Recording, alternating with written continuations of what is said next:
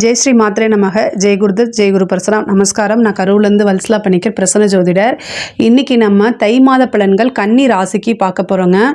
கன்னி ராசியை பொறுத்த வரைக்கும் தை மாதம் ரொம்ப அதிர்ஷ்டகரமான மாதம்தான். ஏன் அப்படின்னா உங்களுக்கு சூரியன் 5ஆம் இடத்துல இருக்கார், ராசி அதிபதி புதன் 4ஆம் இடத்துல இருக்கார். இது ஒரு நல்ல அதிர்ஷ்டகரமான மாதம்தான். திடீர்னு உங்களுக்கு நிறைய நன்மைகள், நீங்கள் எதிர்பார்க்காத வேலையில் நிறைய விஷயங்கள் உங்களுக்கு நன்மைகள் நடக்கும். பொதுவாகவே 5க்குரிய மாதம் தான். அந்த 5ஆம் இடத்துல சூரியன் இருக்கிறது நிறைய அதிர்ஷ்டத்தை கொண்டு சேர்க்கும். தை பிறந்தால் வழி பிறக்கும்னு சொல்லுவோம் இல்லையா, அது மாதிரி நிறைய அதிர்ஷ்டம் அப்படிங்கிறது இந்த மாதம் உங்களுக்கு காத்துக்கிட்டு இருக்கு.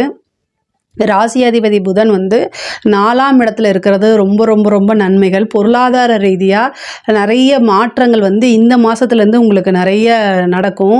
இவ்வளோ நாளாக பண ரீதியாக நிறைய பிரச்சனைகளை சந்திச்சிருப்பீங்க. நீங்கள் இப்போ இந்த மாதம், அதாவது 2-3 மாதமாகவே உங்களுக்கு பண ரீதியாக கொஞ்சம் கஷ்டங்கள், நீங்கள் எதிர்பார்த்த அமௌண்ட் அப்படிங்கிறது கிடச்சிருக்காது. பிஸ்னஸ்லேயே இருந்தாலும் சரி, உத்தியோகத்திலேயே இருந்தாலும் சரி, பொருளாதார நெருக்கடிகளை நீங்கள் கண்டிப்பாக சந்திச்சிருப்பீங்க. ஆனால் இந்த தை மாதத்திலிருந்து உங்களுக்கு இனி ஜாக்பாட் தான் அப்படின்னு சொல்கிற மாதிரி நிறைய நன்மைகள் தான் உங்களுக்கு நடக்க போகுது. சனியும் 6ஆம் இடத்துல இருக்காரு. உங்களுக்கு 9 கூடிய சுக்கிரனும் 6ஆம் இடத்துல இருக்காரு. 6ஆம் இடம்ங்கிறது மறைவு ஸ்தானமாக இருந்தாலும் கூட, ஆனால் பொருளாதாரம் பணம் வரதுக்குண்டான மாதம் தான் வச்சுக்கோங்களேன். அது ரொம்ப நன்மையை நடக்கும். நிறைய நன்மைகள் தான் உங்களுக்கு நடக்கக்கூடிய அமைப்பு இருக்குது. உத்தியோக ரீதியாக பெரும் மாற்றத்தை சந்திக்க போகிறீங்க. ஒரு சிலருக்குலாம் உத்தியோகம் ஒரு கம்பெனிலேருந்து இன்னொரு கம்பெனிக்கு மாறுறது, அதே மாதிரி ஃபாரினில் போய் வேலை பார்க்குறது, இந்த மாதிரி விஷயங்களை இப்போ ட்ரை பண்ணுங்கள். நிறைய பேருக்கு வெளிநாட்டுக்கு போகக்கூடிய அமைப்புகள் இருக்குது. உத்தியோக ரீதியாக இருந்தாலும் சரி, தொழில் ரீதியாக இருந்தாலும் சரி, வெளிநாடு போகக்கூடிய அமைப்புகள் இருக்குது. இறக்குமதி சார்ந்த தொழிலில் பண்ணுறவங்களுக்கெல்லாம் இந்த மாதம் நிறைய பணத்தை தான் அள்ள போகிறீங்க. அந்த மாதிரி இருக்குது. 11ஆம் இடத்துல செவ்வாய் இருக்கார். அஷ்டமாதிபதி செவ்வாய் நீச்சமாக இருக்கார். அதுவும் 11ஆம் இடத்துல நீச்சமாக இருக்கார். கெட்டவன் கிட்டிடும் ராஜ யோகம்னு சொல்லுவாங்க. 11ங்கிறது பார்த்திங்கன்னா லாபஸ்தானம். அஷ்டமம் அப்படிங்கிறது திடீர்னு ஒரு அதிர்ஷ்டத்தை கொடுக்கக்கூடியது. அது உங்களுக்கு 11ல் இருக்கனால பெரிய லாபம் அப்படிங்கிறது தானாக தேடி வரும். நீங்கள் எதிர்பார்த்துருக்கே மாட்டீங்க. ஒரு பெரிய லாபம், நீங்கள் எதிர்பார்த்த ஒரு விஷயங்கள் இவ்வளோ நாளாக கிடைக்கலையே அப்படின்னு சொல்லிட்டு விட்டுருப்பீங்க, அதை கைவிட்டுருப்பீங்க. ஆனால் அதுவாக தேடி உங்களுக்கு அந்த ஆப்பர்ச்சுனிட்டியை கொடுக்கும். கரெக்டாக யூட்டிலைஸ் பண்ணிக்கோங்க. நீங்கள் வரும்போது டக்குன்னு பிடிச்சி அதை யூஸ் பண்ணிக்கோங்க. அங்கே தான் இருக்குது. அதே மாதிரி உங்களுக்கு 5ல் இருக்கக்கூடிய சூரியன் நல்ல அதிர்ஷ்டத்தை கொடுப்பாரு. தெய்வீக தன்மையை கொடுக்கறதுக்கே குரு 9ஆம் இடத்துல பாக்கியஸ்தானத்தில் இருக்காரு. நிறைய குருமார்களுடைய ஆசீர்வாதமும் பெரியவங்களுடைய அனுகிரகமும் உங்களுக்கு பரிபூர்ணமாக இருக்குது. அதாவது 9ஆம் இடத்துல குரு இருக்கிறது 5ஆம் இடத்தை பார்க்குறாரு. 9ஆம் இடத்துல இருக்க குரு 5ஆம் இடத்துல பார்க்குறதுனால நல்ல அதிர்ஷ்டம் அப்படிங்கிறது உறுதியாக உண்டு. முக்கியமாக உங்களுடைய புகழ், உங்களுக்கு நான் எவ்வளோ பாக்கியம் நீங்கள் நினைக்கிறீங்களோ அது எல்லாமே கிடைக்கக்கூடிய மந்தாக தான் இந்த தை மாதம் உங்களுக்கு இருக்குது. படிக்கக்கூடிய குழந்தைகளை நல்ல படிப்பு முன்னேற்றம் அப்படிங்கிறதுலாம் உறுதியாக உண்டு. படிக்கிறதுல நல்ல ஆர்வம். ஏன்னா 4ஆம் இடத்துலையே உங்களுக்கு ராசியாதிபதி இருக்கனால படிப்பில் நல்ல ஆர்வம், அதே மாதிரி நல்ல ஞாபகத்திறன், நல்ல மதிப்பெண்களை எடுக்கிறதுக்கு உண்டான அமைப்பு இருக்குது. குருநாதர் வழிபாடு பண்ணுங்கள், ஹயக்ரீவர் வழிபாடு பண்ணுங்கள். உங்களுக்கு ரொம்ப ரொம்ப அது சிறப்பான பலன்களை உங்களுக்கு கொடுக்கும். ஒரு சிலருக்கு வண்டி வாகனம் வாங்குறது, வீடு கட்டக்கூடிய யோகம், திடீர்னு ஒரு வீடு அமையக்கூடிய யோகம். ஏன்னா ராசி அதிபதி 4ல் இருக்காரு. கேந்திர ஸ்தானங்களில் இருக்கிறது ரொம்ப ரொம்ப சிறப்பானது. அதுவும் குருவோடைய வீட்டில் இருக்கிறது இன்னும் ரொம்ப சிறப்பானது.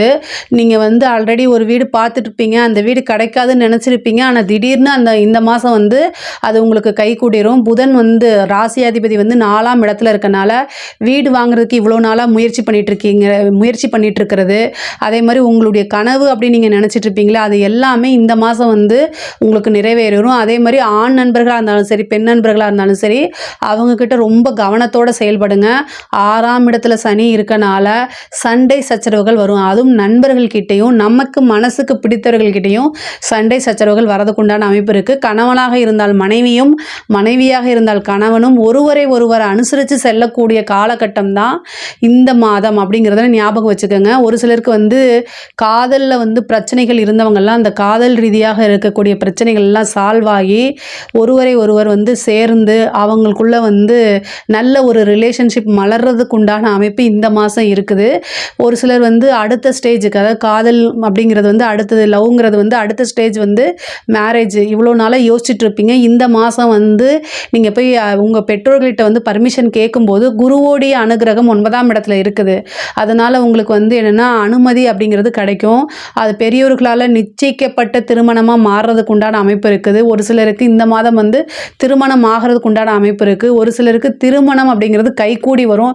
இவ்வளோ நாள் அலைன்ஸ் பார்த்துருப்பீங்க, ஆனால் அது செட் ஆகாமல் இருக்கும். இந்த மாதம் வந்து உங்களுக்கு செட் ஆகிறதுக்கு உண்டான வாய்ப்புகள் இருக்குது. அதேமாதிரி கவர்மெண்ட்டில் அரசாங்க துறையில் வேலை பார்க்குறவங்களுக்கு இது ஒரு நல்ல அதிர்ஷ்டகரமான மாதம். உங்களுக்கு இவ்வளோ நாளாக எதிர்பார்த்துட்டு இருந்த ஒரு விஷயம் தானாக தேடி வரும். ப்ரொமோஷன் கிடைக்கும். நல்ல பண வருவாய் அப்படிங்கிறது இந்த மாதம் நீங்கள் எதிர்பார்த்ததை விட அதிகமாகவே உங்களுக்கு வரதுக்குண்டான அமைப்புகள் இருக்குது.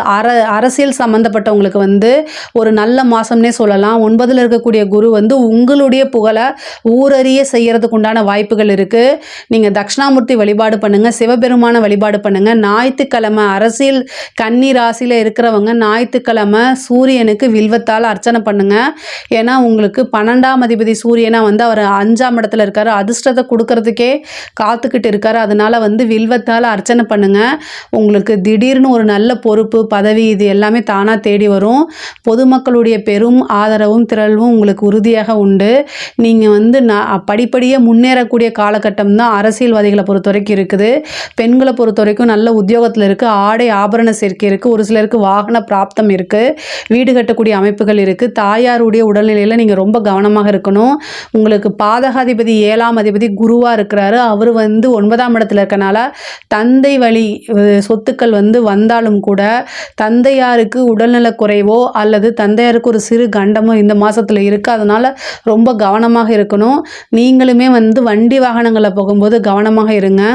உங்களுக்கு 3 குடையவர் 11ஆம் இடத்துல நீச்சமாக இருக்காரு. கம்யூனிகேஷன் சார்ந்த விஷயங்களில் ரொம்ப கவனமாக இருக்கணும். கையெழுத்து போடுறது, யாரையுமே நம்பி நீங்கள் வந்து இவங்க தான் இதை சொன்னாங்க ஓகே அப்படின்னு மட்டும் சொல்லாதீங்க.